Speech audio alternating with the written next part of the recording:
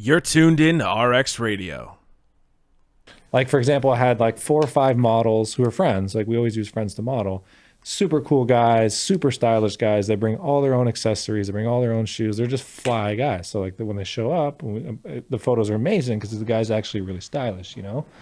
And here, you have to start from scratch, right? I need a certain body type. I need a certain fit. I need a certain look. I need, you know? And you can hire a model from an agency, but you don't get that. You know, you get the pretty boy, the model guy, but you don't get the actual cool cat, you know? The coolest cat. Who is the old dude that you worked with? He's a prime example. Ignacio, the right? coolest cat. Even the name. Like yeah, he really is. The thing is, he really is the coolest guy. Like his life is like a storybook. You know, he's done all kinds of things. He was like a professional basketball player. He was a chef. He owned a vintage store. He's done all these wild things, you know? And you can tell when you look at the guy. So when you get a great picture of him in a beautiful suit, it like elevates the whole brand immediately, you know? Whereas like you can go and get him, and he's the homie. He does it for like, I make him a few suits a year or whatever, and that's what all I have to do, you know? And we love it. He's 67 years old or something. He's like a guy you could kick. Like he's cool. Like he's a guy you could kick it with, you know? And you, like I said, you could hire a model from an agency, but you're just gonna get your bland model face and skinny guy, and that's fine. But I have to now like cultivate these cool guys that took me years to find, and guys that actually guys I like to hang out with. Now I have to like cultivate this like crew again, you know? But I think you did it in a time and in an industry that was like your medium and your message, like, and it was really the tools of the time. Because I've been following you since the style blogger days. Whoa. Like, well, because I remember Luke coming. Well, you're an insider, yeah. I've been there for a minute. When you guys put together the wardrobe builder, I was like, I'm set for life. Job interview, click. I don't know what casual dating is. I'm gonna click that just in case I ever need to know. But I remember Luke came to the gym one day with like a bunch of weird gym clothes, because like me and him just dress like bums all the time because we're always about to train or just train. And I was like, what the fuck are you doing, man? What is that, dry fit? Get a load of this pussy. Like, and he's like, no, I got to do it for my buddy. And I was like, oh, explain. Like, I thought I was your only friend. We did a shoot with him. Yeah. And I think I'm bad on camera. Oh my God. Luke's bad on FaceTime. It's like, bro, you're just talking to me. I mean, getting him to pick up a FaceTime is impressive. I still put it to his ear like he's my grandfather. It's like, I can see your face, Luke. Put the phone down, you fuck. But so I've been following you since those days. I would imagine like style blogging. I mean, like you read, you know, This Is Not a T-Shirt, you know, The Impact. I've read Unlabeled, the Mark Echo story.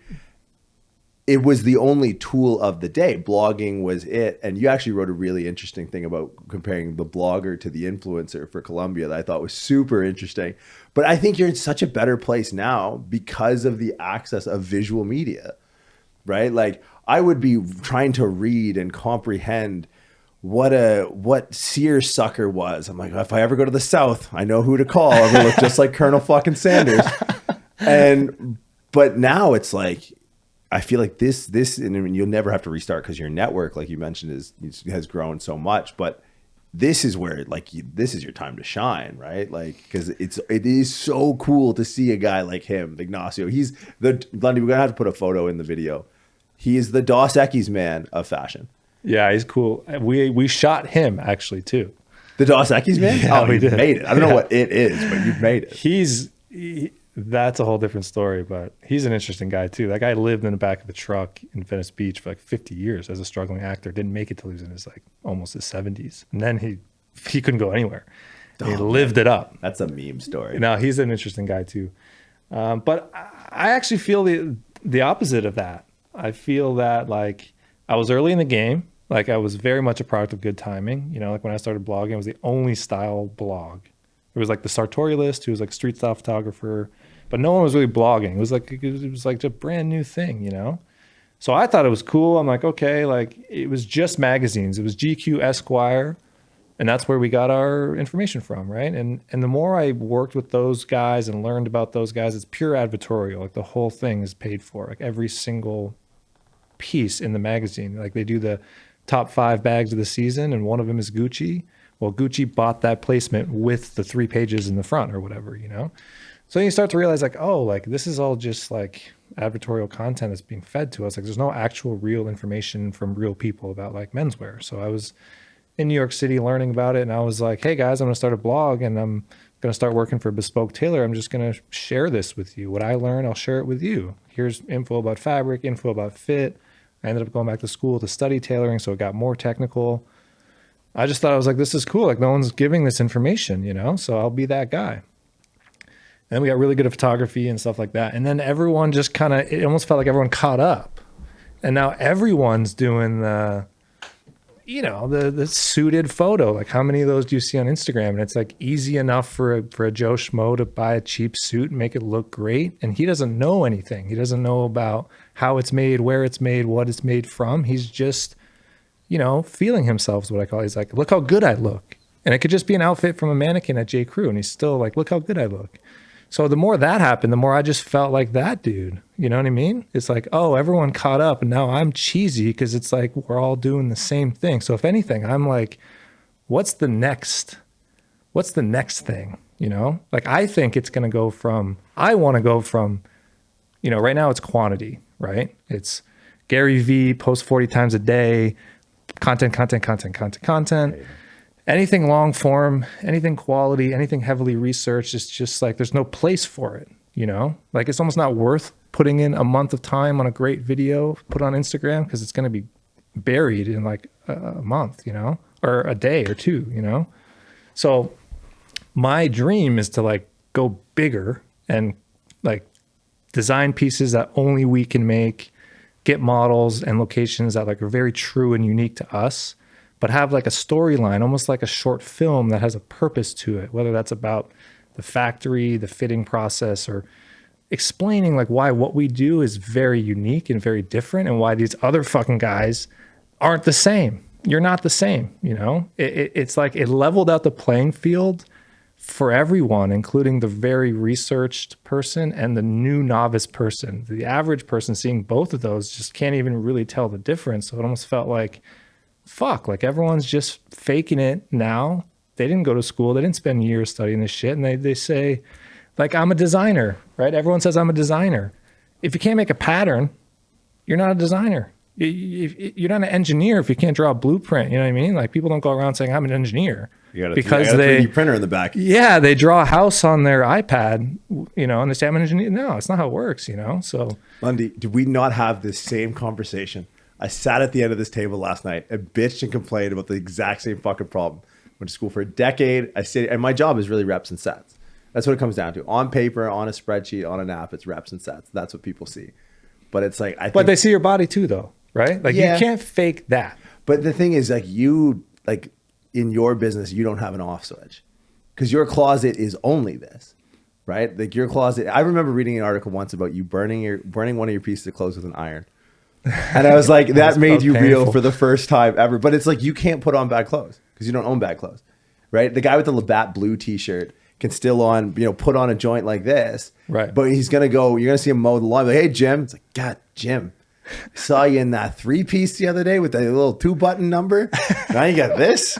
You got the Labatt blue with the mustard stained and the New Balance. It's like, oh man, Jim, you just put on, right? Because that's where I think the difference is. And that's, you know, like my body work is the fact it's like, yo, I'll go head to head with any fucking nerd who thinks they're the same as me on paper and on the gym. So you want to take this? You need me. I'll be at the end of the dumbbell rack, right? When you're done with the pink ones, you know where to find me. It's the same with you though, right? And it's hard. And I share the same frustration because I go on Instagram every day. See how cracked my phone is. My phone is busted in a million pieces. Every time I see some fucking bullshit guy who's not worth his salt, who's just like, oh, you're here in the money round. You weren't in this when this was nothing. Right. You weren't in this before the gram. Fucking there goes the cell phone. But I think what you said, the only thing I would like maybe challenge you on is like, you don't need to tell them why you're different. The fact you have a story to tell says everything you need to know because they'd be the type of people to try and tell everyone else why they're different than you. Right. Like, and I was always accused, my buddy Hayden accused me of being a hipster. I was like, bro, skinny jeans? Like I'm 265. Like I think I've glassed out of being a hipster. But I remember living in Oakland, and this was when Oakland was still like kind of a hard part. Like you didn't like kind of not as bad as Detroit, and maybe Detroit's another good example of this. And I remember like walking down the street and seeing like like, there's like 10 hipster coffee shops in here. I'm like, give it 5 years. Give it 5 years. And now Oakland is like, you got to go live up in fucking Chico or something. Like, you can't afford to live there. Because like, they lay down that they're like the fauna on the floor of the forest that everything is built on. Detroit, the same. It's like, you can walk down I'm probably the scariest person in downtown Detroit right now. But it's like, I think, and the older I get, the more I'm okay with that designation of being a hipster, because there's a craftsmanship to it. Like, there's the guy who's going to spend 15 minutes making your latte. I'm like, that guy made the shit out of my latte. He really cares. Yeah. And and it's only people who like identify in that process. Right. So it's like, as frustrating as I've gotten in a mirrored situation in our industry, it's like, I think there's still people out there who will pay for the value, who will pay for like the craftsmanship. And because there is a difference, right? You're going to mow your lawn. I guarantee you don't miss. Yeah. Yeah. I mean, it's not even about me or the way I dress anymore. Right. I mean, it's both sides, right? Because the beauty of my industry too, is that I can help transform a guy overnight. Right. Or it takes a 2-month process or whatever, but like, I can teach a guy, okay, here's, let's learn about your lifestyle. Okay. How do you dress? Like, where do you go? Like, what do you do for a living? How do you go out? Where do you get to know all that? And then make a plan for him, create some clothes for him. And he's like a totally different guy now, So that's the fun of it too, right? Like, you need someone to really commit to have the life transformative experience, and it's very satisfying. Like, we'll literally hear people like, I didn't know who I was kind of depressed. You helped me like learn about clothing and dress better. Now I stand taller. People like give me more compliments. I have a girlfriend for the first time. I'm going to marry her. And it's, you hear those stories and it's like, oh, wow. It's more than just like, putting on an outfit, being cool on Instagram is one thing, but when you actually help people like, with their identity, especially, that goes a long way. But the flip side is like, it is easy to fake, right? So when you're someone who's studied something for so long and you're in a pool of social media where everyone's being compared visually, that's annoying and that's challenging. So what it makes you want to do is create content that is more proving that you are an expert, or like is more technical or is more advanced, right? But that audience gets smaller as well. So it's... But in the same way, like high fashion, like when I look at, ridiculously expensive, what I think to be ridiculously expensive articles of clothing that I've bought, like I have a pair of 5s, like Nike 5s. So once I paid like the import tax on them, are like almost $2,000. I'm like, what am I doing? I should never have money again. But it's a signal, right? It's a signal that it's like, because I dress like this all the time, but it's like, oh, and those who know, like I'll be in a neighborhood where I'm definitely gonna get held up, and then the guy will like walk up to me in the alley and be like, yo, I see you. Like, hey, all right, okay. Wallet's going back in my pocket. But it's like, I don't know. I feel like those who know. And I think from a business standpoint, it's like the exchange is price for value, right? And I think there was a time where you could just tell someone the value with the price. But now with our ability to tell the story, it's stuff like this. It's maybe even, honestly, even returning to blogging, right? Like I think the written word and from a marketing perspective, email marketing as a purveyor of the written word now is so much more valuable, because like you look at how social media marketing is sort of tiered. Like the bottom of that rung is Instagram, where it's like, okay, that's where everyone's playing. And in my world, the same. Like I know guys that make millions of dollars a year asking 2 girls to hang on to an empty barbell on each side while they bench them. Mm-hmm. That'll go viral on Instagram. And but the guy makes his money through, not drop ship. He's probably printing on in-house now, but through selling t-shirts and supplements. Mm-hmm. He's making his millions $34.99 at a time, right? I don't want to see a YouTube video about that. Maybe it's a little bit entertaining. Going from a 30-second or minute video to a 3-4 minute video or whatever. What's the average dropout time on YouTube these days? It's under 5. Oh, the attention span of a gnat, under 5 minutes. Yeah, it's actually probably closer to like 2 minutes. Thank you, TikTok. It depends on where you are. Oh yeah, TikTok ruined it for everybody. Ruined people's brains. But so that like he can't go very high up this valuable, like this value ladder of mediums of purveying information. What's he gonna do? Write an ebook on how to bench press girls? Like, no one's buying. I don't care how much you charge, right?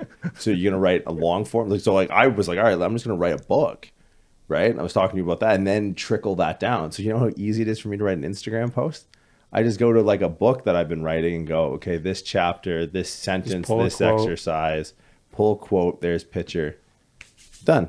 And then guess what? This person who read the Instagram post is not reading the blog post. So I can take this, expand on it, put it up on a blog. Oh, there you go. Whole new audience. Put it over on YouTube, explain it in apparently under 3 minutes. Hopefully I talk really fast. Here you go. Whole new audience. Right. So, and then talk about it for hours on this thing, whole new audience.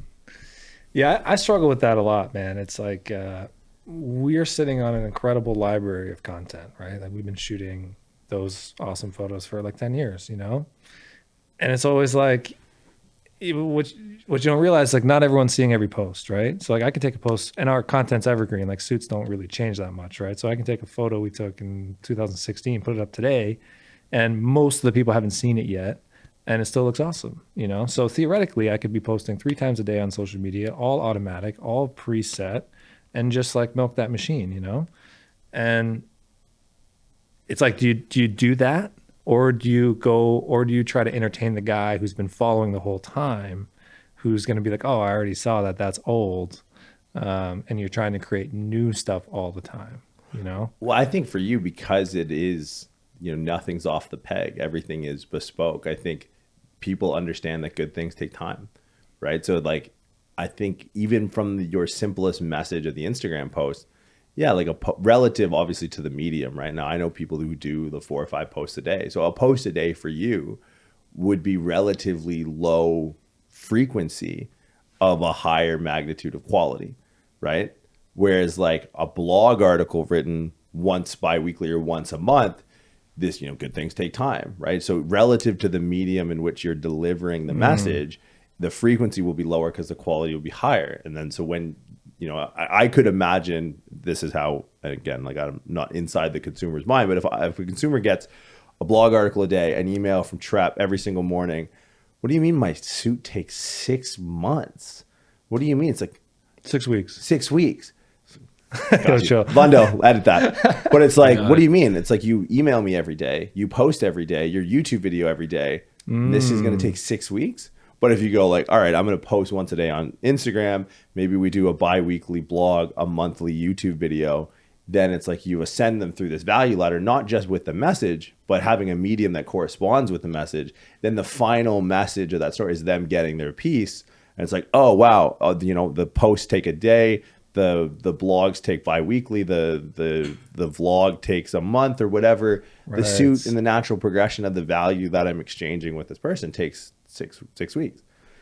That's a really good way to look at it. Dude, it's just, the hard part is it's ever changing, right? Like, I don't know what to do with TikTok because it's almost like it's too much noise with no signal. I feel like Instagram, you're kind of there's a transmitter receiver there. We're switching the knobs. We're playing with algorithms. We're trying to transmit what other people are receiving.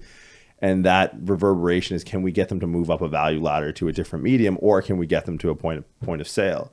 Right? And sometimes you miss, like, and this is the worst. And I can imagine with you as well. Like you'll have like the dopest shot, great location, good dude, lighting, everything, good cat, and falls flat on his face. I mean, you don't really know what's gonna do well. That's like so many times I would kill a photo, be like, no, this one's not gonna go.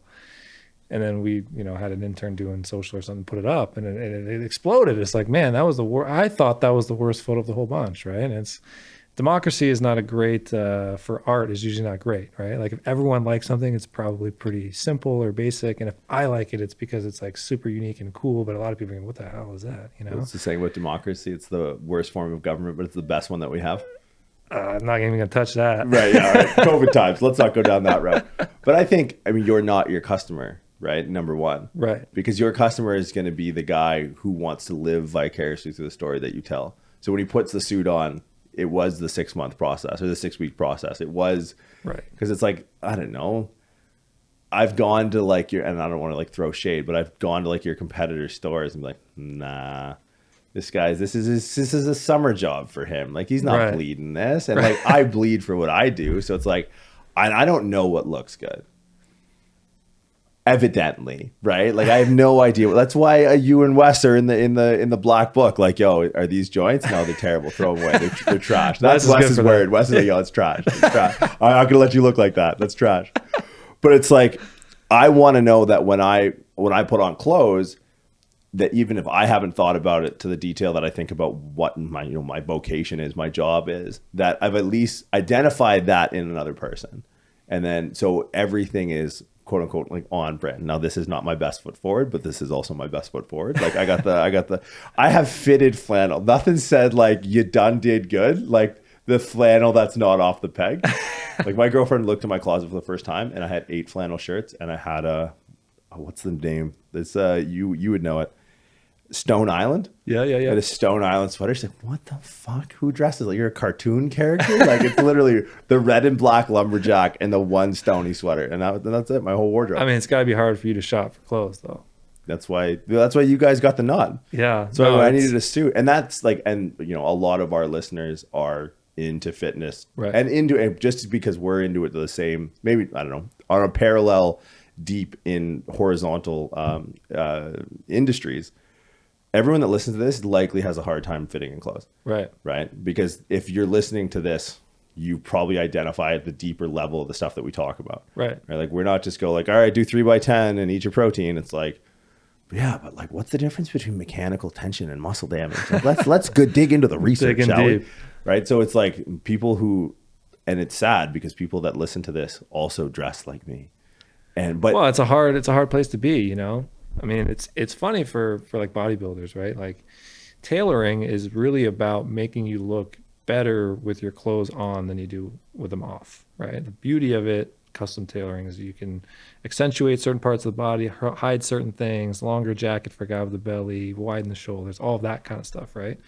For bodybuilders, it's the opposite, right? You see like a bodybuilder in a suit and he looks laughable, right? It's like he would look better with his clothes off, right? Can you search Ronnie Coleman suit? Oh, I know. I have a picture in my head. Yeah, there was a viral. It was like a purple and orange, but basketball players. And I want to get to this because like I've been working with pro athletes for a few years, and Wes had a great, and it's probably not a Wes quote, but I'm going to shout out Wes for money can't buy taste.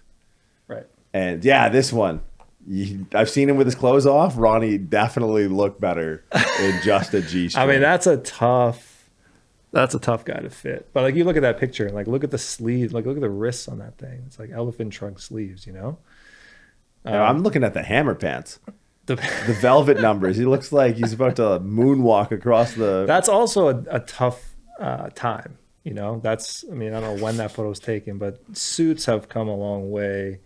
There was a 90s kind of zoot suit, like he got 7 buttons on that thing. That was a tough time and a tough guy to fit. It looks like a straitjacket. Yeah, he's not moving too. That one's even better.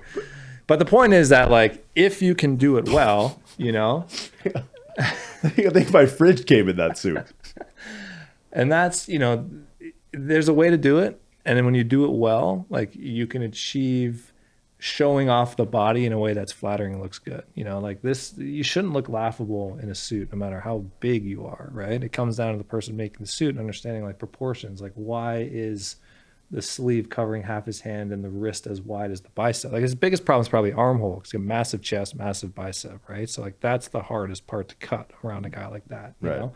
But you can shape the rest of the garment, Like you probably felt good in your suit, and the thing is it looks good and it also is comfortable enough, right? Like it's a hard time with the big guys. Like you can slack him in a slim fit suit and show off his body, but the second he tries to hug someone, it's like, I can't move, Well, I remember you guys actually posted when they sent the try-on garment for this and the moleskin, the trench coat. Yeah. That you guys actually posted it because I put it on and I was like kind of Tommy Boy in it a little bit. I was like a fat guy in a little coat. And then and it was amazing to me. Like you guys went through and was like, okay, we're going to have to take a little bit out here, but the shoulder slope is something, armhole. And I was like, and I looked at it in the same way I would look at like a program that I've gone over with a red pen and been like X's and O's, like, well, I mean, we got to change our training frequency. We got to move it from 4 to 3 days a week. Like how are we going to equate for overall volume and density and intensity? So it was the same moves. I didn't understand a fucking thing you were saying. I know I'm like, yeah, it's kind of tight a little bit. But just to see that breakdown, I was like, whatever that is, when there's a whiteboard session, I feel that. Right. And that speaks to a lot of what we're talking about, right? Like that is content showing the technical side of what we do.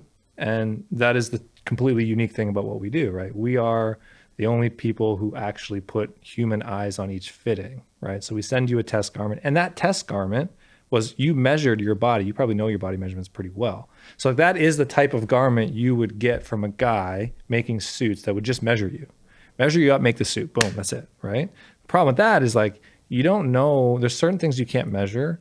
And the most important thing you can't measure is the guy's preference, right? Some guys want it super tight. Some guys want a lot more room. So by giving you that test garment, we're aesthetic experts. We know what's going to look better on you, but more importantly, you're telling us what you want. It's tight here, it's loose here. I like it like this, I like it like that. Some guys go into great detail. They'll write a novel about the try-on garment, and that's great because now we know exactly what you want.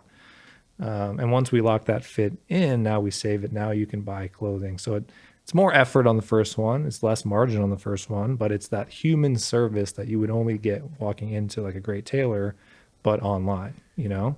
Well, the nice thing has been able to, like my first was the suit for my wedding. Yep. And it was like, I was traveling at the time.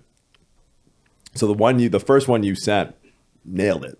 Yeah. And then, but the nice thing was getting into, because I don't spend time in suits anymore. Right. I spend time in flannels. Right. So it's like, okay, now I have an option, because it's hard for me, like you said, like, and most people that listen, to just even buy t-shirts. Right. Like buying t-shirts, like I train in a shirt and most people are like, oh, is that a car cover? Like, what is that? What is this thing?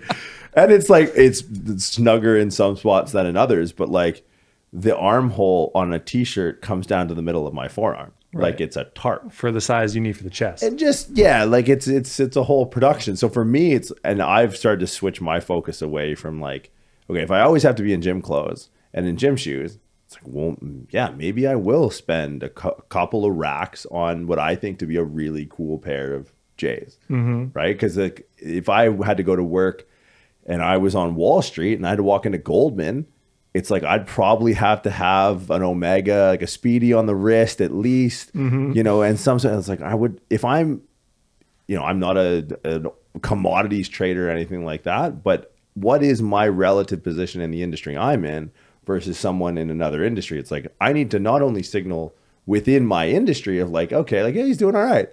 Like, yeah, he's in gym shoes, but those are, you know, I know the resale value on the Supreme 5s or whatever the hell.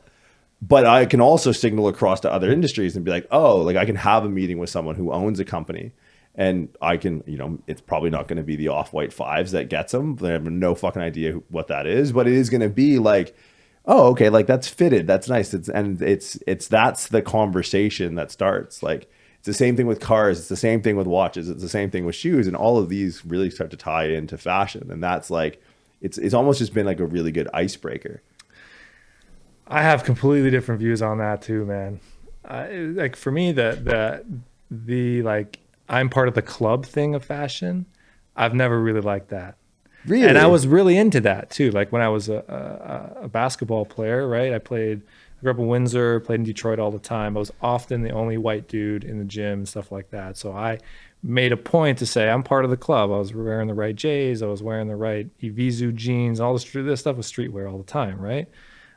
So I needed to be part of the club, but I kind of grew to like really not like that.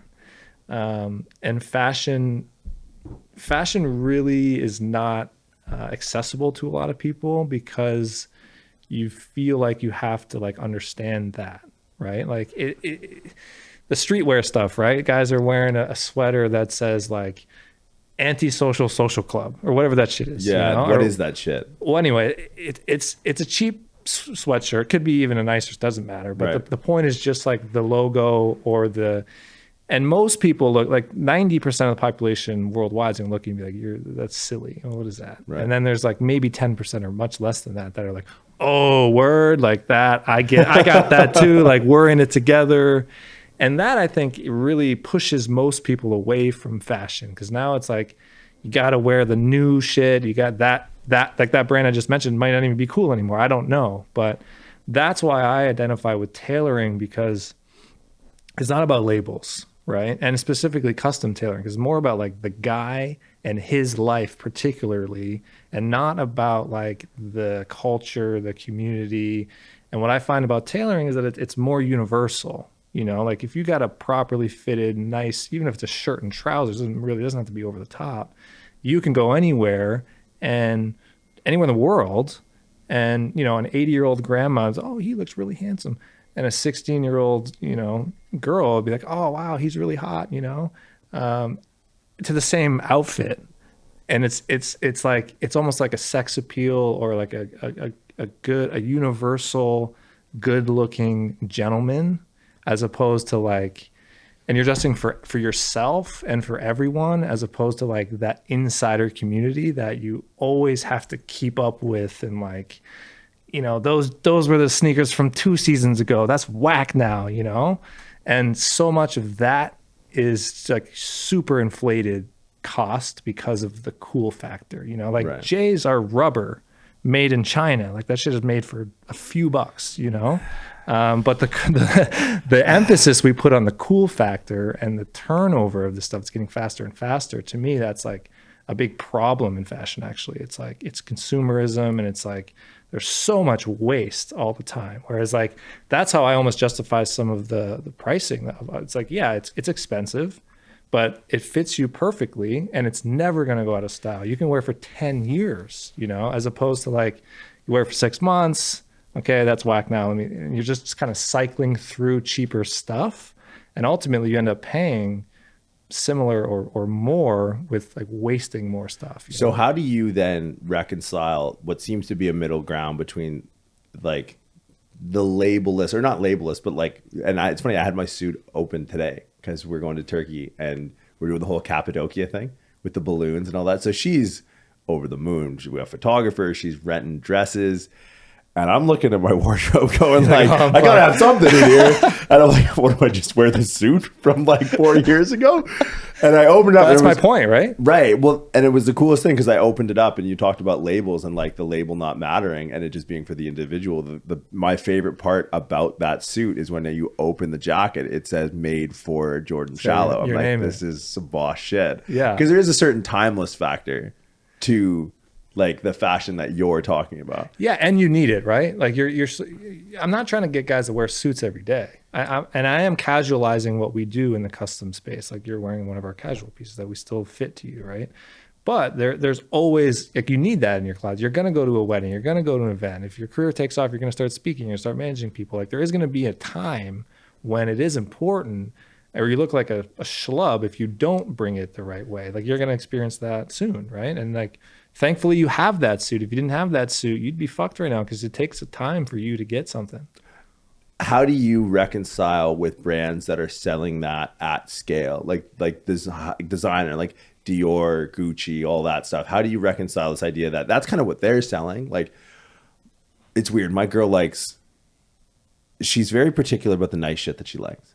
Like chocolate, doesn't give a fuck. Like I'm a connoisseur. Like I live in San Francisco, Ghirardelli. I'll go to Europe. Like I sit there like people in Napa would sit with like a Merlot, smell like oh what year is this? This is like a '94 Hershey's. Get this out of here. But like she likes me, so it's like God, poor thing. I'm with all like the no brand chocolate, but she's also has a closet full of like Louis V's, bags and all this Dior and all this stuff. And that's what she'll tell me. I'm like, this is insane. This duffel bag costs as much as most of the time the money I have in duffel bags. And now I would just have a duffel bag and no money. And she's like, yeah, but I'll never have. And she breaks down like the fashion girl math. And she goes, if I bought like a bag a season for 10 years, it would be this. And I was like, all right, I'm like marking it on a calendar, put it in my Google 2027, make sure she still has that Dior bag. And so how do you reconcile that? Like, do you give weight to these brands and that promise? Because it's not scarce anymore. Like I don't know how they feel about it, but the second a rapper starts going like Gucci gang, I'm like, yo, I'm out. I mean, the whole industry's in it to make money, right? Like It's actually, I think, purposefully not following the philosophy I just pitched, right? It's like, it's supposed to be new this season. Like brands will change their fits, right? Like the Gucci suit from 2017 doesn't fit the same as 2018 because the guy who bought it in 2017, maybe it's got flare a little bit on the trousers or something. It's purposely very for right now because they want to sell you the next one, right? Like Gucci's where they're at right now is wild for that. Like they're putting very specific loud like patches and stuff, you know, where if you see the tiger print, like, you know, that was from a certain time. It's almost like Ed Hardy was back. I got a pair of tiger slides that just arrived. By the by, just so I'll throw that out there. Right. And that's the kind of piece I don't think you're wearing in like 5 years. You know, I think it's like, okay, the tiger, I'm kind of tired of that. No one's really wearing that anymore. To me, it is the Ed Hardy of like, that was putting patches and stuff and making it very loud was on purpose so that you would turn it over the next season. You know, that said, there are pieces and they do it and the quality is there. That's okay. At least the quality's there. Like if you're buying like a Gucci bomber or like a Louis duffel bag, that is a really fucking nice piece. You know, like you look at Tom Brown, right? It's almost laughable. Tom Brown. I don't. He's like the super short suit guy. Like even LeBron's wearing these. Lundo, help me out. Tom Brown suits. Let's see it. Yeah, he's. I imagine all suits on LeBron are probably super short suits. But this is specifically short. It's like a schoolboy look.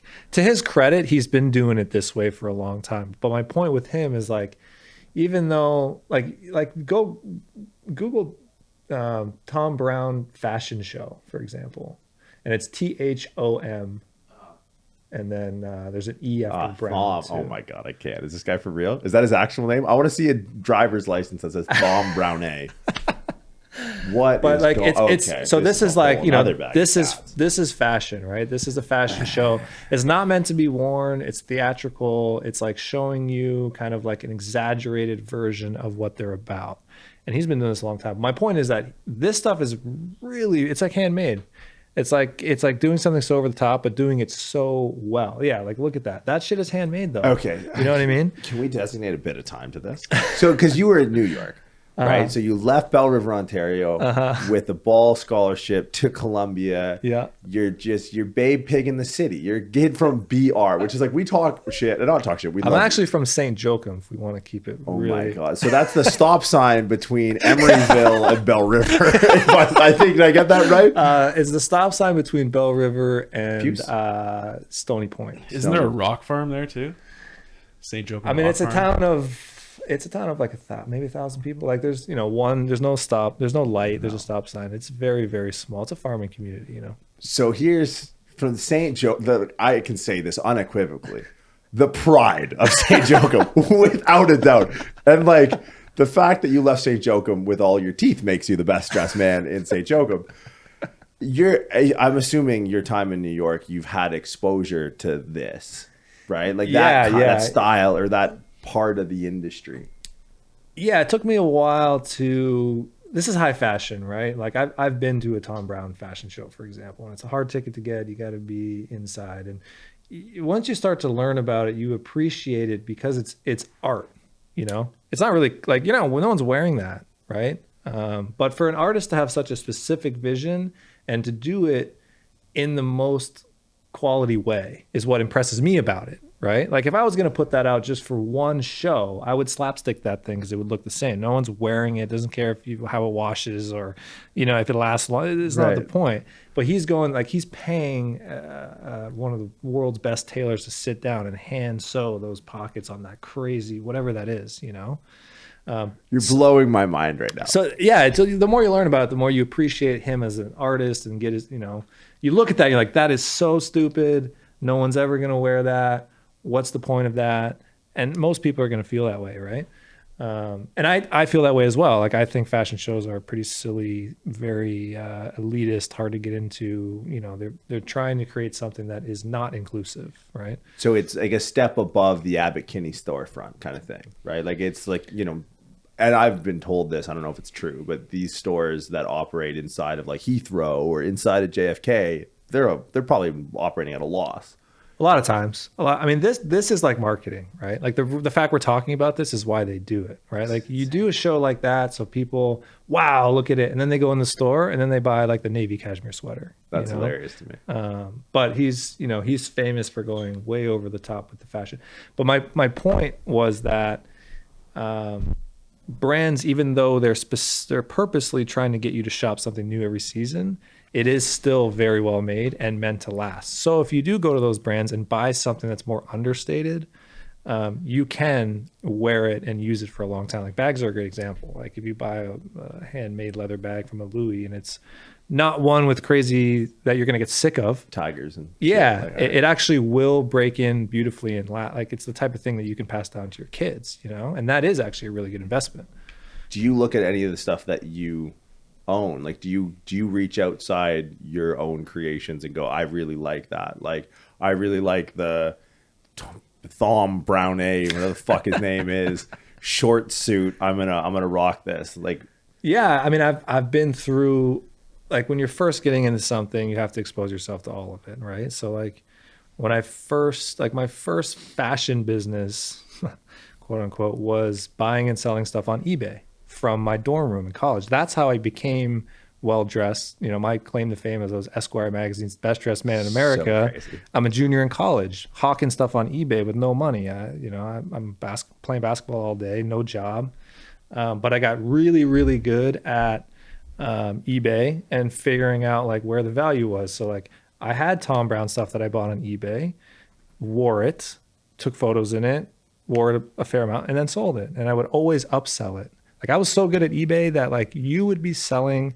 A lot of people just aren't good at marketing stuff, right? So you had a pair of Gucci loafers, you knew nothing about them, you threw them on the ground, you took a shitty picture, you put them online on eBay. I would see that, be like, this guy has no clue what he's doing.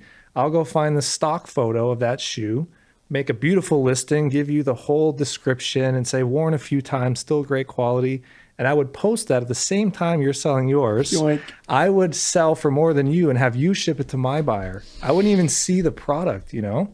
You can take the kid out of Windsor, but my fuck, you can't take Windsor out of the kid. That was beautiful. That was amazing. So the point is like, that was my initial like, experience with marketing things online and how like content can drive sale, right? Like people every day are selling stuff on eBay. They don't know what they're doing. And I started doing that with suits.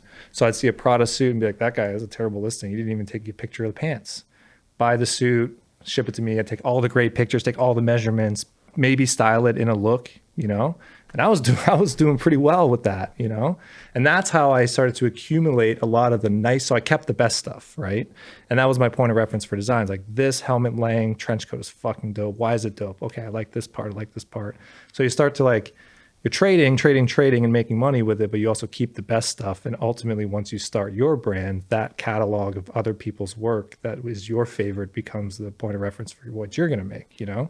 So I still go back to my like, and something I talk a lot about is like, I have a relationship with some of those pieces in a way, right? Like I have this leather jacket that I've written about that like was like my best friend, right? It's like I put it on, it smells funny.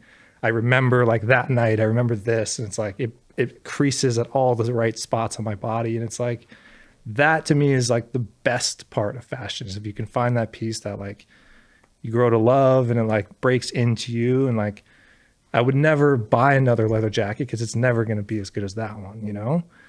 And it's an expensive jacket, but I've had it for 14 years. I still wear it. You know? What's on the checklist then? Like if there's no more leather jacket box is checked, what do you look for? Like, well, the check now it's about like, can I do that for someone else, right? Okay. Like, can I take that leather jacket, remake it, can I do it custom? Can I do it for you? You'll never have that experience with a leather jacket, unfortunately, where it hugs you and I fucking love it. Like, so it's like, can I innovate? Can I expand on that? Like, I really fell in love with fashion when I first got my first custom. So at some point I sold everything on The backstory is I'm a junior going into senior year, get a job on Wall Street as an intern. That's like the job you want to get, right? You go to Columbia, they say, go work on Wall Street, make your money, boom, boom, boom. Get the internship on Wall Street. It's 2008. It was fucking brutal. People are getting fired every day, people crying with their box, walking out. I'm just sitting there like, oh, what the hell? And I'm like that intern who's like way overdressed every day. I'm wearing 3-piece suits. It's like a no suit culture. Get the hair slick. Oh, I'm slicked up. I got everything, man. I got the gold cufflinks. You're Jordan Belfort. Yeah, and they're kind of like, and then I meet a guy. He's like, dude, he was my mentor in the program, in this internship program. He went to Columbia years before and was like, dude, what the hell are you, first of all, you dress like, what are you doing? And I was sitting with him, supposed to be learning from him, just asking about clothes. He liked clothes too, right? So he's like, why are you wearing cufflinks? Why are you wearing a tie? It's not what you do. Like, boom, boom, boom. And I'm like, what's up with that guy's suit? What's up? Why is that guy dressed like that? Like, oh, that guy's cool. Like, what's up with his loafers? So I'm just talking about fashion. He's like, man, you need to learn, you need to go meet this tailor that we all use. You need to get into the custom thing. Cause I was like, the things I was noticing were the custom ones. They fit really well. There's like little details. I knew nothing about this. So after that internship, I took all my eBay stock, except for those best pieces I kept. I sold it all. I had like maybe $4,000 or something like that. I made my first appointment with this guy, Michael Andrews. So I go in there, I'm all hyped. I'm like, I'm doing it. I'm taking that jump. I'm going customs my first time. I'm like 19 years old, you know? I go in there. I have the longest appointment of all time. I'm there all day. They buy me lunch. They buy me dinner. We have drinks afterwards. I'm asking every single fucking question I could think of. I'm just like if someone did that to me today, I would have to kick them out after 30 minutes, you know? Yeah, I got to dress it up in form of a podcast just because of advice. I believe. Oh yeah. It was like, it was awesome. It was a great experience for me. I was supposed to buy like one suit. I ended up buying 4 suits. I spent all the money I had on the first half deposit because it's 50% up front. And then when you come back 6 weeks later, you pick up the garments, you pay the second half. So like, don't worry, I'll hustle. I'll get some more stuff on eBay. I'll get some money. Don't worry, I got you, you know?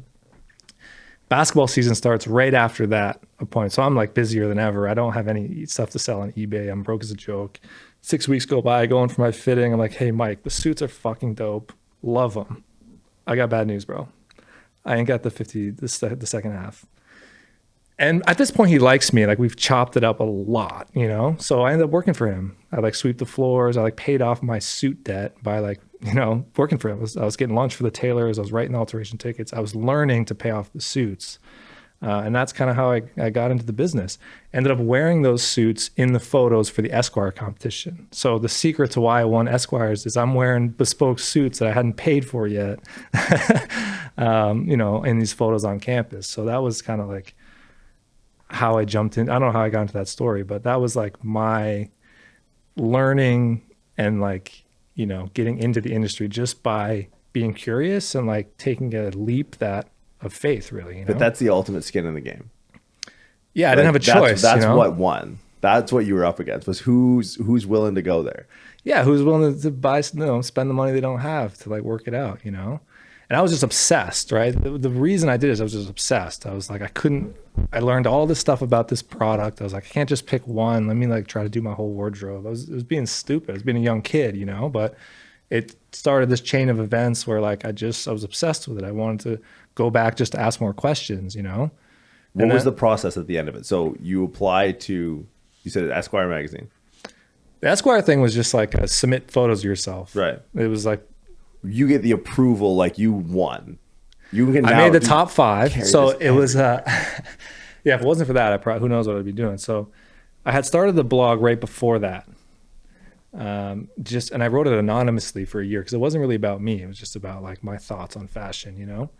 And it was an online vote. This is before Instagram, before Facebook. This is like, you know, rudimentary internet stuff. They had like an online vote. I made the top 5. And then they invited the top 5 to the Today Show to pick the winner live on TV. So I go to the Today Show. My parents come. It's like a huge thing, you know. I end up winning. And then Esquire writes a magazine about me because I'm the winner. And they mention the blog. And then the traffic like spikes, you know. That was like the moment of like, oh shit, like this blog thing could actually become like, I didn't get the internship on Wall Street. That's for damn sure. Right. But good news is like, the sort of like trickle effect is like, oh, there might be an opportunity. We didn't know about monetizing back then, you know? And then I started selling ads, and that it became like a side hustle, you know? So it wasn't until you actually saw the spike in traffic on the website that you're like, oh, yo, this could be something. It wasn't. So my brain now, and being around and sort of like understanding leverage a little bit on social media, and like just kind of, that was how everything started, was like, I would get jobs just so I could put it on a resume to get the other job. Like, I probably can't get this job. But if I got this on the resume, I'm going to walk in and that's going to be a shoot. And then it's just up and up and up and up. So it's not when you get announced on the show that you realize that, yo, we might be onto something. It's actually when you see the visceral spike in traffic. even then it was, because it just wasn't a thing, you know, like it was, people weren't making money with blogs back then. So you didn't even think, I always knew, my mom always said, like, you'll never have a job. Like, you'll never work for, I never had a job in my life. I never wanted to work for, I just wanted to make money. That was it. It was about money. It wasn't about a job. And I was always like trying to figure out how I could just like with eBay, it wasn't a job. It was just a way to make money, right? I spent mad time doing it. I had to like clear out my dorm room, put the clothes on the ground, steam them, take the best photo. Like, you know, it's a lot of work. But it was like, maybe I can get something that like can scale and I don't have to like report to anyone. And I can just do whatever I want. That was the goal. It was like freedom of time and location is absolute prime. That's what I'm gonna go do. And the blog, man, it started really small. It was, you know, in the early days of blogging was actually the best, I thought, because it was all banner ads. You're looking at me crooked, but listen to this. Because every time the page loaded, you made a certain amount of, you know, the ads were on the side. It was just banner ads. You could write whatever the hell you wanted, take any photo you wanted. As long as the page was loading, had enough traffic, you were making a few grand, and it was awesome, you know? And then the ad market just totally changed. It was no, people aren't clicking on banner ads. The anti-pop-up stuff, everyone's got it now. Now we want to be in the content. We want to be right in that article. So now everything changed. It was like, I love that I could write whatever I wanted and make money. Now it's like, brought to you by Calvin Klein, brought to you by Kenneth Cole. Oh, and the Kenneth Cole rep wants you to say Kenneth Cole 5 more times, and you got to use this photo, and they don't like this, and you swore in that article, and this is against policy, and blah, blah, blah. Now it felt like a job, you know? I was like, fuck you. I'm not writing for you. Like, you want to be in whatever, you know? And I got into it heavy with Condé Nast at this time. And to this day, I'm like banned from them. Like, sorry, who? With Condé Nast, who's the big, you know, publisher. They own GQ and Esquire, all the magazines. Because, I mean, that's a whole different aside, but. That sounds like a pretty cool aside. That a huge company I was like you. I was like standing up for the little guy, right? And I was so early in blogging that I saw it change, and I saw the corporations, because I was like going against the magazines. I was like literally writing like, GQ is just fucking getting paid to tell you what to wear from the brands, you know? I'm going to be out here, I'm going to try to learn about the ins and outs and like teach you something about how you can dress for yourself, you know? So I was open about that. And then the ad market changed, and then influencers started to become a thing. And then influencer networks started to become a thing. And then GQ creates GQ Insider, which is like a network of influencers. And what they were doing basically is, because the ad prices that they were charging were historically crazy. Like, it was $20,000 a page. They were making crazy money on magazines for a long time. And the distribution of magazines slowed down. People stopped buying them. The content became more and more advertorial. Just the decline started. And what the magazines did and Condé Nast did was like, well, why don't we group get some influencers, give them a tag that says you're a GQ insider, and then give them little perks, and then we'll have them share the content to amplify it so we can up the numbers again. So it's not just GQ magazines, GQ plus that dude, that dude, that dude, that dude, and they're selling the ad against all the eyeballs together, and all they're giving the influencer is like a perk, sometimes just a title, like you can put on your Instagram, GQ insider. And I looked at that and I was like, wait, is this like, are you telling me that you want me to post an ad, you're going to sell it against my eyeballs, and all you're going to give me is like a fucking merch? So this began the like merch for post era, right? Which now if you've made it, you're like, I'm not, you got to pay. This is my job now, you know? These are my attentions. Right. I've worked hard to develop this audience. I'm not going to like let you sell against it without me making any money, right? So like, I got in a heated like thing with them. And I come to find out later that like the person I'm talking to sent the email to like the whole staff. So I became like this, don't fuck with this dude. You know, he thinks he's some like powerful little guy. Fuck that guy, you know? So to this day, like I have a bad, you know, I don't have a great relationship with those guys. That's amazing. I guess. But I mean, like, in hindsight, it's like, damn, I shouldn't have fucking burned those bridges before I was able to milk them, you know? Fuck that, man. Because that's like, I mean, it's one thing that the buddy down the street, another tailor, might not like because you're stealing his business. But like, if you're getting the attention of something that oversees like juggernauts like that, you're doing something right. That an internal memo is like, yo, Trep is bad news.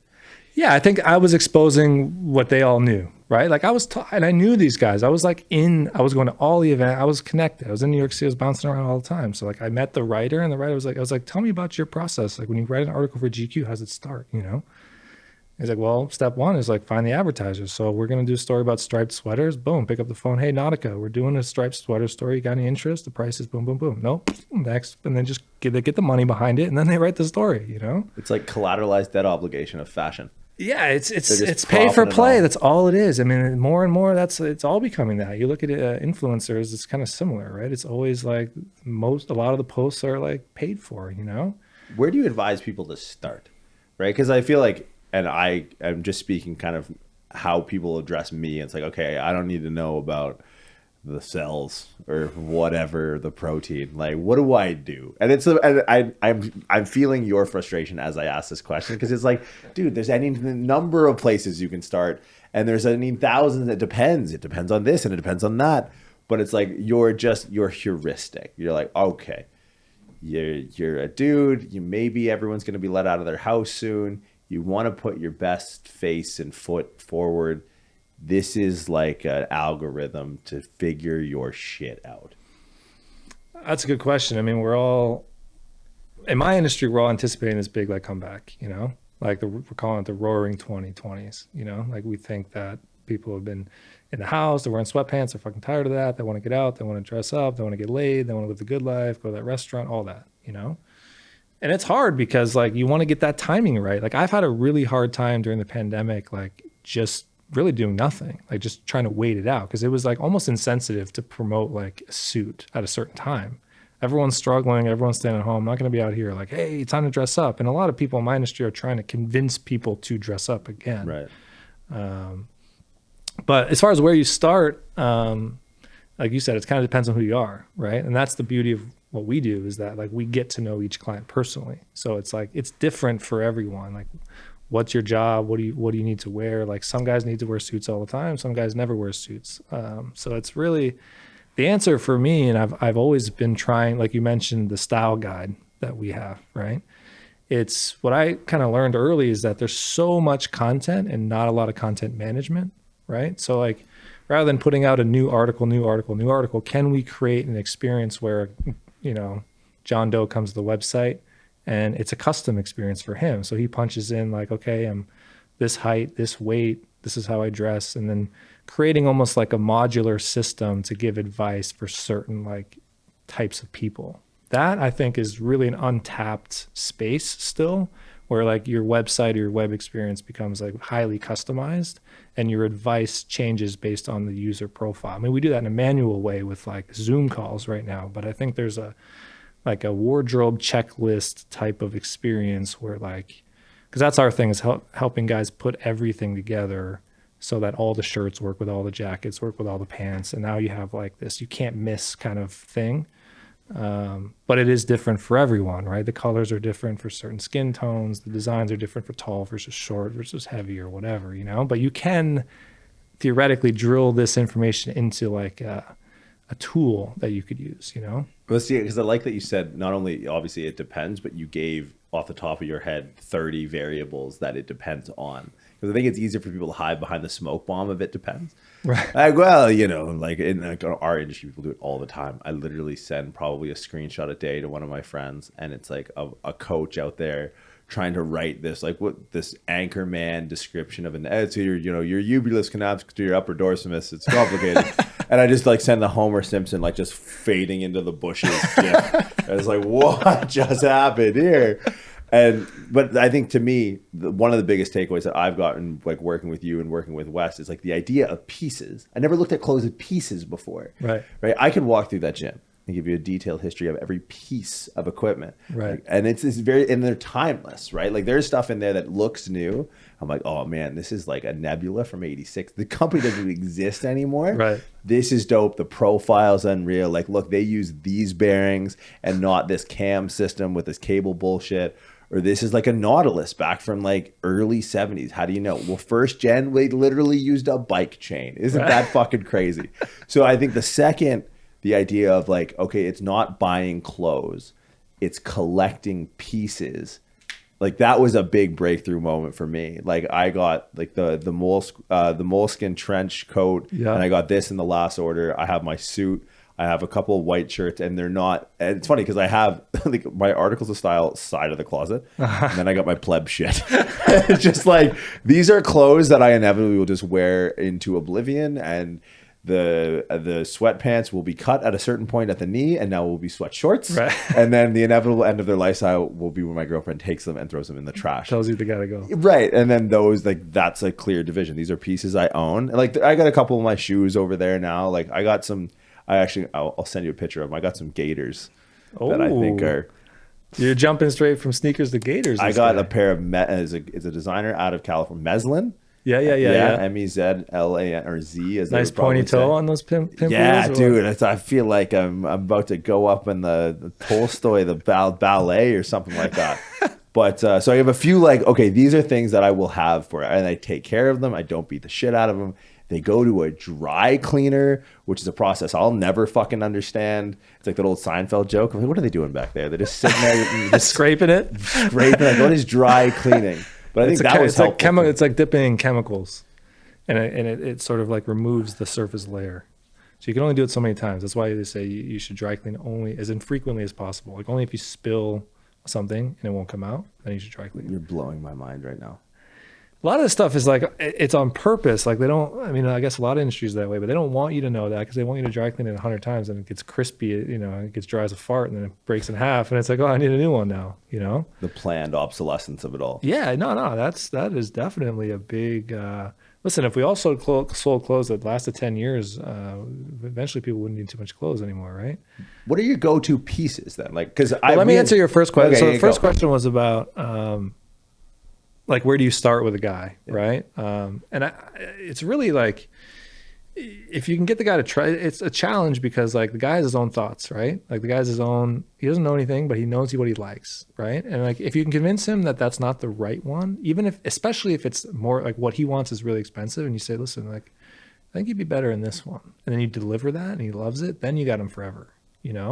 It's like you got to balance the like just wanting to sell a guy a bunch of shit versus like actually giving him what's good for him. A guy California wants a 3-piece flannel suit. It's like, dude, that's not for you. It's just not for you. And then you build that trust with a guy through one piece. Like you have a couple pieces now and you're already singing our praises, right? It's like eventually the next time you want to buy something formal, you're probably going to come to us. I think what got me was we're working not from what I like because I have no idea. Like we're having this argument right now about the Cappadocia shit because I love delegation. It's one of my favorite things. I'm good at like maybe kind of okay at one thing. I do that. Lundy keeps the lights on. I watched Lundy change he electrocuted himself while he did it, but he changed the light switch yesterday while we were sitting here because it was like an automatic motion sensor. Now it flicks on and off. I'm like, that was incredible. I'd be dead. But it's like we were arguing, Tess and I, about like, I'm like, look, whatever this Cappadocia shit is, just tell me what to wear. And she's like, I don't want to be that girlfriend. I'm like, no. And I literally explained the Lundy thing. I was like, I come in and the 7 computer monitors are on and all the other crazy bullshit. And that's amazing. Like, can you be my Lundy? And just tell me what you want me to wear. Be my Lundy. Be my Lundy. And just tell me what because I don't care. That's why you're a great client, though. But I'll tell you what I don't like first. And I think it wasn't a matter of like, I'll tell you what I like. Like, I'll fuck with Wes and I'll send him some shit just because, like, those Crocs, just because I know it'll pull his hair out. Jobs. Right. But it's like, he'll be like, hey, man, these New Balance are fire. I'm like, I couldn't look more like a dad if I wore these. Like, absolutely not. So it is kind of like shooting in the dark. And then he starts to build my style out from things where like, yo, this is the border. We're not going past this. What is this? Yeah. Is this purple? No, absolutely no purple. And he's like, oh, okay. And then he like starts to rein it in from there. You're a great client, right? Like that's the ideal client. The guy comes to us and says, listen, I don't know anything about this. And you see it often with more successful people. It's just interesting. It's like the wealthy guys, this going on the gram. I mean, they don't have time and they know that they don't know. That's like a huge thing to know, right? It's like, I don't have an opinion. I just want to look great. You do this for a living. Like you look at fabrics all day. You've worn this shit. Just tell me what to wear. Hook me up. Like we're in the hook me up business. We do the fitting. We do everything for you. So to come with us with like a preconceived idea, and everyone's different. A lot of guys are super stylish and know exactly what they want. We don't tell them anything. We're like, dude, that sounds dope. Let's do that. But the guy who like admits he knows nothing but has a very strong opinion is like the worst customer, because you're trying to like find this like really small bullseye somewhere, There's another point I wanted to make though. What was the second thing you just said? I don't know, but I wanted to get into, maybe we can double back to this, but I wanted to get into popular opinions. This is something I talked to Wes about, because I am very much influenced by the people I surround myself. Well, in the last 6 months, it's all been professional football and NFL players. Yeah. So it's like, and I literally got told, Brandon told me this. We were on a Stairmaster one day at the end of a workout because he likes doing Stairmasters. This is another thing. This is like when you said, I like people who don't have a strong opinion about shit and know they don't know anything. With pro athletes, it's like they have a lot of money, they have a strong opinion, and they also know that they... So I'm on a Stairmaster, much to my own chagrin, just to do cardio with him, and he likes doing the stairs. I'm like, bro, you're 6'5", 240, and you run a 4.5 flat. Why are we doing the Stairmaster next to the fitness chick? We're on the Stairmaster. He's like, literally, you got this job because you showed up in a Porsche with Off-White 5s on. And I was like, oh, okay. So what did I do? Went home, 3 more Off-White 5s. Right. So how do you deal with the popular culture, like the Tom Brown short, like, yo, I saw LeBron wearing this. Like, yeah, but you're not LeBron, right? Like one guy that we saw, or that was down where when I was in Florida, was Cam Newton. How do you deal with guys who have money and no style? Everyone's different, man. Everyone's different. You know, like the stylist to me is like a big sham. Like I look at that like the NBA guys, right? Like you're hiring a stylist. Like most of those guys are hiring stylists. They're on retainer. They shop for them, and they put them in super trendy. Like it's trying to be like cutting edge, right? It's like, oh, you don't have this one. And to me, that's like the worst of the fast fashion. It's like trying to be cutting edge. Like they'll wear it one time. These guys have massive closet stuff they've only worn one time. It's like, don't repeat an outfit type culture, you know, which is the opposite of what I'm trying to do. I'd rather have a great piece you wear 100 times, grow to love it, and it's made for you, you know? So for me, it's like, you're never going to have everyone. We just need a handful of, like, I don't need 1 million customers, you know? I got a couple thousand customers. That's plenty, you know? Because we're building their wardrobe. It's not like you come for me for one piece and then see you later. And we do that for weddings and stuff, but it's the retention of the customer. So you go through all this journey of like creating content, explaining, okay, this is the fitting process. This is how you build a wardrobe. This is how the colors go together. And when guys buy into that and they build a whole wardrobe, that's like all you really need. So like, I don't want to necessarily work with Cam Newton on one outfit. He needs you. On a pink. He needs you. I mean, he goes really hard and very, very trendy, like over the top trendy, you know? It's not my kind of guy.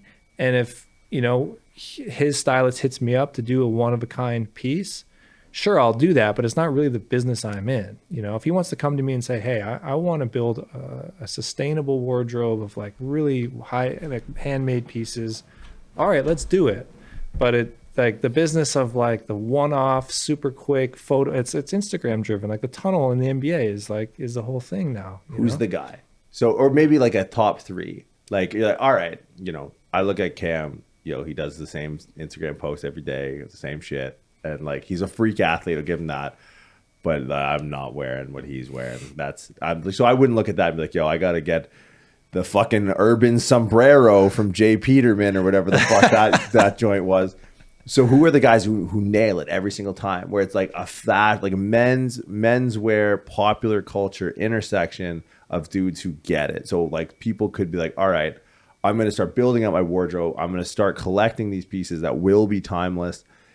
I don't know what my style is. Here are guys who consistently are near the mark. Who are your go-tos? That's a tough. I mean, I look for guys that dress themselves and actually like are into it, right? So like a David Beckham comes to mind. Like, really? Yeah, he's got style. Yeah, man. You don't think so? I don't know. You know how I would find out if I had my phone out? Text West. I would just put like a little poop emoji or fire question mark David Beckham. I mean, his wife's hot. He's gonna be doing something. I mean, again, for me, it's not about the like very trendy flashiness of it, right? I'm almost turned off by that, and he does it in a way that's like super classic. Like to me, my kind of litmus test is like if you could take a picture of the dude, put it in black and white, and not tell what era he's from, but still looks cool, then that's like a huge win. Like a James Bond fashion. Yeah, sort of. I mean, that I would say is pretty timeless. You know, that's formal, more formal. There's a way to do it. Like David Beckham does it really well in a casual setting. So he's an example of a guy. I do think LeBron James does it really well, even though we ragged on like some of his stuff. But he has a stylist, and she's a very famous stylist who does a handful of those guys. I really, I have a hard time answering that question. I mean, like some must follows, even if it's guys from your crew, or even if like, where would people go other than articles of style, which is going to be painted all over this? But like, who do you look to? Like, do you ever call Wes and be like, yo, 3-piece poppy, I got this. What do you think? I think Wes is up there. Wes is up there. He's humble, but he has a very good taste level. And it's hard to find like guys with good taste. I think Angel Ramos, Angel Bespoke, his brand is 18th Amendment now. He does a really good job. He's an industry guy. I really don't even like follow that many of those type of accounts, you know? Like for me, I'm like in my own world. Like I prefer to like look inward. Do you ever look back? Because I hear you talk about contemporaries, and like me and Killian do this all the time. We sit there and people will ask us like, "Hey, what are your thoughts on this guy?" Never heard of him. Is he a contemporary of mine? I have no idea. Yeah, I'm like not part of the club, you know? Like I'm actually probably known for like doing it my own way and not like I don't go to Pity, which is like a famous Pitiomo. It's a twice a year convention for menswear, and like almost everyone in the industry goes there. It's called what? Pitiomo. There's an irony in the fact that you say you don't go to Pity in the actual definition of the word. So good. Well, it's an Italian name for, you know, something menswear. I don't speak Italian, but it is a very popular destination for everyone in our industry to go flock together, meet each other, drink. Negronis is like the famous, like, this is what I mean, like smoke cigars, drink whiskey, talk menswear. I just like, I'm in it to like make money. Right. Not make money, make a great brand, but like it's a business. But you're not in it for your contemporaries, you're in it for the customer. Yeah, like in my free time, I'm not going talking about suits, is what I'm saying. I'd rather go play basketball. I'd rather hang out with like my actual homies, spend time with my wife, my kid, my family. Like I don't participate so much in the extracurricular of it. Probably to a fault. Like there's a lot of good networking going on there. But like when I'm talking about like looking inward, it's almost like there's so many restraints too. Like you can only make what the factory can make, what you can deliver, and what the fabric is available, right? So like it doesn't matter to me if I have this grand idea for this dope product if I can't make it. Right. So like any creativity needs limitations, and you start with the limitations. So I literally, okay, here's all the fabrics available to me. Here's what the factory can make, and I'm fucking hammering them to continue to develop new stuff. Because of the fitting process and the way it's made, and we only make in America, like those are big limitations. So that's more the game you have to play, as opposed to like following someone cool, seeing a cool thing, be okay, let's recreate that. And some people do it that way, and I suppose in ready-to-wear it's easier because you just have to find the manufacturers, make it, and then sell it. But for us, it's a whole chain of production to nail the fit and all of that, you know? So if anything, we're trying to like push the factories to modernize and casualize, because made to order clothing, custom clothing is always, the history is dressy, but all these factories are trying to modernize and get to make more casual stuff. And that's an exciting thing in my world that's happening, and to be on the ground floor of that and try to say, okay, why can't we make bespoke bomber jackets? You know, what's the limitation on leather? Why can't we do a suede trench coat for a guy your size, you know? So that's a pretty big limitation that you have to start with, you know? So that's your frontier now. Yeah, casualize. Back of office, like how can we recreate the experience of like formal menswear, which has seemed to be like, you know, the precipice of the menswear community, and the rest of the fashion for, you know, menswear kind of precipitates out from that. How can we broaden that point of entry for most people and make it more accessible in a casual setting? Exactly. I mean, it's a good business model because you're not taking on inventory, and it can be content driven, which is really nice. And it just like these factories that have a lot of history in America are struggling. People are just not dressing up the way they used to. So if you're a suit factory, your number of suits you're making every year is going down.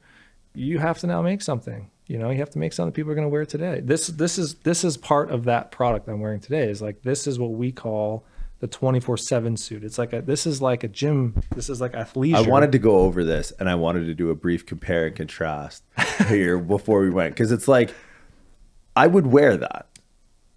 You would love this. I don't know if I could pull it off, but I would wear it because he's going the Johnny Cash and Man in Black, which I fuck with huge. Always black. Really? including that, which I didn't know this was like the black on black Air Forces. People are like Those are shitting. joints. Yeah, I've been wearing these for a whole life, dude. Yeah, you know, they're good. See, but that's a timeless. This guy's fucking timeless. Dude, I probably bought these 40 times in my life, and that has meaning to me. Can you help me with something real quick? The sock and the shoe color thing. I've been arguing this one, and I've been told from points of authority, i.e., women, that I've got it wrong every single time. Black shoes. I don't know if the woman dressing the man as the point of authority. That you can it depends on the taste level of the woman. If this is the man, the red and black lumberjack with the camo and the orange drawstring. You got to start somewhere. She's the authority. What is the final say on black socks and white shoes, white socks? What is the rule? Well, in like formal dressing, like with suits and stuff, it's usually the sock is one shade darker than the trouser. So it has nothing to do with the shoes, actually. So if you're wearing a navy suit, the sock should be a dark navy. Okay, they shouldn't be like little yellow rubber duckies or some bullshit like that. The statement sock thing, that's not my jam. It's a whole different customer. This is why I fuck with you guys. I can't. Every time I go somewhere, some guy will purposely sit down and pull it up. He's like, "Yeah, great, dude. You got fucking no." What are those? That's a super novice. That's a super novice move. Rookie. You know. I got one right just because I thought the guy was a douche. I literally just didn't like the guy who had the gummy bear socks first time. Like, what a loser! I'll never do that. I mean, hey, everyone's got their own thing, you know. With sneakers, I struggle with that too. I mean, I didn't have any black socks that were clean. I'm living dad life, but I think white sneakers, white socks, black sneakers, black socks. Okay. I mean, to me, that's pretty straightforward. No? I've been yelled at for both. Every permutation of socks and shoe color. I've been suggested that I change before I go out. All right, so build it up. We got shoes, we got socks. Because what are these? Those either suit pants. No, so that's what I was getting at. So this is technically a suit, but it's made from like an athleisure fabric. Like this is something you would like a dry fit almost. Okay. It's a pure wool, so it's a real suit fabric treated to be super stretchy and like breathable. So I can move, like this thing will stretch endlessly and it's super light. So this is like what we call like an athleisure suit. This is our take on taking traditional tailoring and making it more like modern for today, where like people are at home and living fluid lives and they're going, you could sleep in this thing, and that was my kind of test, was like, because I wasn't even wearing my own clothes. The past year and a half was like really tough. It was like a very introspective time, because normally I'm going out, I'm wearing the stuff and it feels part of my life. Now past year I hung up all the suits and stuff and I'm in my house wearing sweatpants like everyone else, and it's like didn't feel like myself. Like, why? I don't want to wear these sweatpants anymore. So I was like, how could I take my aesthetic, like what I'm known for and what I like, which is like traditional tailoring and all that, and apply this like comfort, stretch, like, and make it something I would actually wear in my house, take the Zoom calls and go to the grocery store. This is the brand new AOS that we just put out. It's our first ready to wear product. I'm working on making this customizable fit wise. You holler at your boy down the street now. I'm just saying, I like we've the had idea of sleeping in my suits. So like, to give you an example of the production thing, right? Like I had to go to this is actually made in Canada. I had to go to a different factory to find people to make this, test the market, show that there's a market there, people super interested in it. Now I'm trying to get the bespoke factory to work with this type of, because when you're sewing this, it's totally different because it moves so much. Like when you iron it, when you sew it, this type of fabric's really hard to do custom because we're on the hook for the fit, right? It's got to fit perfectly within a quarter of an inch. And when you're sewing this, especially ironing this, it just fucking moves all over. So you can cut it to a certain measurement, but after you put it together and sew it and press it and do all the steps and you measure it, it's like, oh fuck, like it stretched this much or it stretched that much and now you're off, right? So it's a whole different animal when you take stretchy fabrics and try to hit the fit to a specific measurement. You know what I'm saying? And the factory doesn't want to do it because if the factory's off by more than a quarter inch from what I ordered, I don't have to pay for that shit. So it's a huge liability for them. And then it makes everyone look bad. And so, and the thing is, this is not really a product you need the custom fitting for as much because it stretches so much. Right. I mean, you're a different animal because even the biggest size is going to look kind of funny on you. Right. But it's our answer to like the more casual world. Like my industry got fucking rocked, dude. Weddings canceled, people not going to the office, no one dressed up for the past like year and a half. Right. It's slowly coming back, but the sort of like, and I went through it, man, ups and downs and almost like, partnered with the factory, almost sold the business. We had all this shit going on. Like, what are we going to do? And the sort of thing I learned was like, we got to be bigger than just the tailoring thing. Like, we're a brand. We're not just a process or a platform. And we have that. You can get your bespoke tailoring from home with us, but we should also be able to sell the hoodies ours too. Come on. Yeah. And now you got that in the 3X? Well, I'm actually working on that right now. This is actually even cooler because this is the future for us, I think. This is knit on demand in Brooklyn. I saw that. This I saw is that cool. on the story. This is like literally innovation happening today. Like, this is Japanese knitting machines that they make a whole garment in like an hour. So it ships in like, we got to find time in the machines. It ships in like 48 hours. So it feels like you're buying ready to wear where it comes in a couple days, but we're actually making it as you order it. So you're drop shipping. It's on demand knitting and shipped direct to customer. So there's no inventory, and theoretically I should be able to make like a huge library of sizes because I don't have to stock any of the The computer just runs it. Yeah. Dude. So I should be able to have like a 3X tall, 3X extra tall, Well, like for people that it should feel custom, but without the wait time. And as a business, it's great because like, and you can do so much with it. Like, most of what we wear today is knit. Like, you know, t-shirts, hoodies, Henleys. A lot of people today are wearing knits. But the problem with knits is like, previous to this technology, you had to order huge minimums. Like, if you want to make t-shirts, fucking 250 minimums, and you got to predict, okay, what colors, in what sizes, and what's going to sell, and where am I going to stock? It's a fucking nightmare. I always wanted to have no inventory. And now that I wanted to go more casual, it's like, this is cutting edge shit. Like, no one else is doing that. Like, we're just like learning how to, for example, connect our e-commerce website to the machine itself. So it starts fucking, the second you order it, that shit's getting knit. That's crazy. And it's cool, man. It's cool. It's got to be so wild to just wake up. And like, it's cool for me to put this on, or my suit, or like a couple of the other pieces I have from you guys, and know the guy. Like, Wes reached out to me because he was watching a fitness YouTube video that I was on with one of my influencer homies from Toronto. And he goes, Shallow. It's kind of an obscure, weird last name. He's like, I remember doing some blue joint for him. And he like hit me up. He went back through the Articles of Style website. It was like, dude, I made your suit for your wedding. My shoulder hurts, or some bullshit like that. Right. So it's cool for me to put this on because like I can put a face to a name. Like, you're my best friend's friend from childhood, like my training partner, the guy that really got me into the industry, that started all this. Yeah. Like, Luke texted me when I was in first year undergrad, and he was like, yo, you're mine, bitch, because I was training with someone else. And then he hit me up, and I knew him previously before that. And so it's cool for me to put this on. I'm like, oh yeah, like I know this guy, I know these guys. I text Wes all the time. I get on calls with him like, yo, I'm going to Malta. What do you think of these? I'd rather trash. And so it must be so cool for you to be like, well, that's the best part. You know, that's the best part about it, is that everyone has some opinion on fashion. It touches everyone, right? Like, we even do women's wear, right? So like, and you meet, like, our customer base is so diverse. You know, we have like 18-year-old kid, 75-year-old man. We have U.S. senator, UFC fighter. We have taxi driver, fucking Fortune 500 CEO, you know? So everyone's needs are drastically different. Everyone's points of view on fashion are drastically different. So that's why when we say it depends, depends, because that guy could live in fucking a very cold place. He could live in Alaska. There's the power of the internet, right? It's like, you don't know when that guy buys, like, who he is or where he is, or you just don't. It could be anyone, you know. And that's what's cool about it. And probably similar in your industry, right? Fitness, like, everyone has some thought or perspective on their own fitness, you know? So you end up getting this kind of like nice, and I think that's part of the reason why I've done well with it, is that like, I appreciate and like the diversity of custom clothing. Cause it's like, it's not like I made clothes and you all got to fit into these clothes to be cool. It's like, I got guys and I do something for them that's different, right? So it actually starts with the customer, as opposed to like my point of view on like if I was a designer, I'd put out a certain thing and try to convince you that that's cool.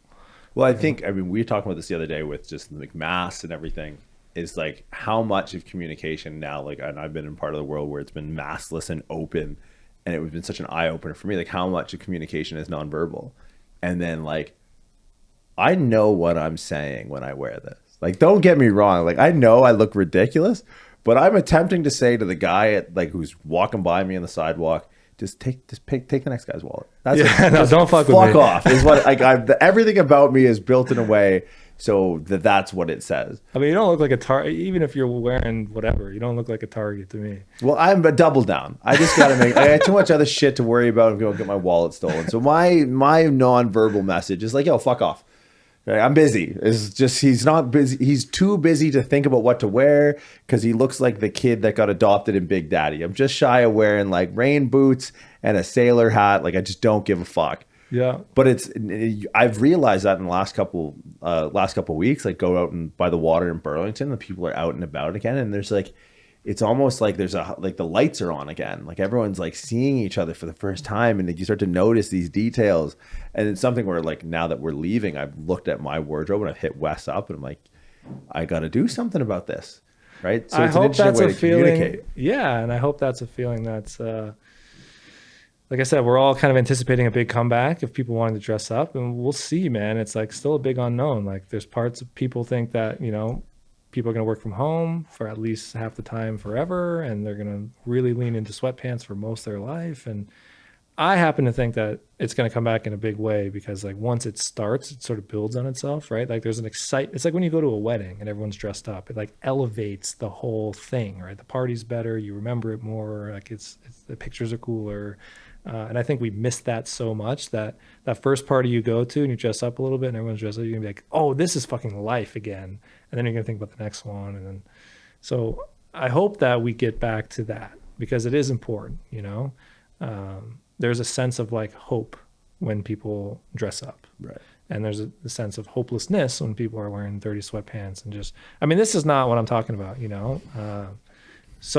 We'll see. We'll see, you know, it can't get much worse than it was in 2020. So, but it's a wild card, you know. Now, if people want to sort their shit out, if people want, where do they start? How do they reach you? Where do they find you guys? What are like the first steps as far as, because again, it was my intro into all of this. And now like maybe it's part of like doing what I do. And like listening to you talk about the problems that you have with contemporaries in the industry and even just contemporaries in general, the number of variables, the depth and the detail, it's like, man, and like how fucked your industry was, right? Like fitness industry gyms in this country have been closed longer than they've been open for the last year and a half. Right. So it's like, there's a sorrow from like, this is something I'm passionate about, that I share that passion with other people and they can't enjoy it either. But an added sense of stress that like, this is also my business that is linked to this passion. Like, I don't know where fitness ends and I begin. Like if fitness spits, it's coming out of my mouth. Right. Fashion spits, it's coming out of your mouth, right? So it's like, I identify that so strongly. And I think a lot of people who are passionate about anything just fuck with people who are passionate. Like you could sit here and talk about chess or something, I don't know, to move the thing. Is that the one with the horse or is that the one with just the pogs that you move? I have no idea, right? So I think, where do people start if like, okay, the roaring 2020s, I want something that looks good. How do they reach out to you guys? Where do they contact your team, social media, all that stuff? I think starting with one piece is the place to be, right? Like get a beautiful jacket, like a sport coat that fits you great, navy blue texture, and you just wear the shit out of it. And then you kind of get what we're doing. To find us, our website's articlesofstyle.com. We're at Articles of Style on social media. The first thing I would do is shoot us an email and set up a consultation. Like we do these free consultations, sort of like walking, like we're like a stylist and a tailor, right? So like we'll just answer your questions. It'll be Wes. Yeah. He's like the coolest cat in the game, you know? So if you want to set up a call with Wes, shoot us an email. He jumps on phone or Zoom and just gets to know you. It's like this. It's like super, very low key, you know? And hears you out. What are you doing? What's coming up? You got a wedding coming up. Okay. You want to dress better. You got a promotion, whatever it is, you know? And he'll help you like develop, okay, here's a wardrobe plan. Here's what you have. Here's what needs to be thrown out. Here's what needs to be replaced. And here's the plan. Like, let's start with this jacket and let's add this suit, these 3 shirts, whatever. It doesn't have to be suits and ties either, you know? And that maybe you learn something from Wes, maybe you become a customer, but at the very least, like you'll get a sense of like making a plan for coming out of the house and like joining society again, you know, whether it's with us or someone else. And if you're listening, you need a plan. Like he did it for my trip. I mean, it's not even like the marketing right now is so fascinating to me because like I don't want to be out here telling people like you need to dress up. It's like it's fun. Like it's time to like live your life, you know, like dress up, go get a bottle of wine with your girl, go to the restaurant. Like, you haven't done that in so long. This is stuff that we should enjoy. Like, you don't have to buy from us. I just find that the marketing is like, you don't need to convince people that they need to do it as much as like encouraging them of like why it's like, it's just joy, you know? It's like putting on something nice and going out is like part of fun of life that we've been missing for a long time, you know? And if that's not enough for you, I'm not going to like convince you that whatever your clothes are creating climate change or like whatever some greater purpose is. Like, just like, don't like, enjoy your life, look good, feel good, the whole thing, you know? You're the only person I know and have ever met that could take clothes there. I mean, it is that though, right? It's like your identity. It's like, you don't need it. We're not in the need business, Right. you know? It's like something that makes your life richer. And it really can. Like, people will look at you differently. You'll stand taller. You'll feel better. It can open doors for you. There's tons of like psychological benefits and things like this. But at the end of the day, it's like, man, you can choose. You can control certain things in your life. The way you look is one of them. So, you know, try it. Like, try to get something nice, wear it, see how you feel. You know, I believe in it so much that when you do that, you're going to be like, damn, like, this is where it's at, you know? Yeah. I mean, you got me to buy something other than sweatpants. So if that's not proof of concept. If we can do it with you, man, Yeah, like, anything's there's hope possible. for anyone. But dude, I appreciate you taking the time. I don't think, and if it's all the same to you, this won't be the last time we have you on. I know people are going to Yeah, be I'm like, 20 minutes away, man. That's great. well, you got to get you out in the gym. Lifting would be, you know, I used to be pretty strong. Well, dude, you used to ball hard Yeah, in I pain. used to squat like 450 We'll pounds. get you back. I'll Maybe. give you a go. I got a hip issue. I need like the hip. You know what I do for a living? Other than Yeah. talk, we'll talk. No, Because I'm I got seriously. a camo sweatpants problem that I need fixed. You got a hip. I got whatever the fuck this is. But I honestly appreciate it. Articles of Style. Dan Trepanier, thanks so much. Yeah, thanks so much.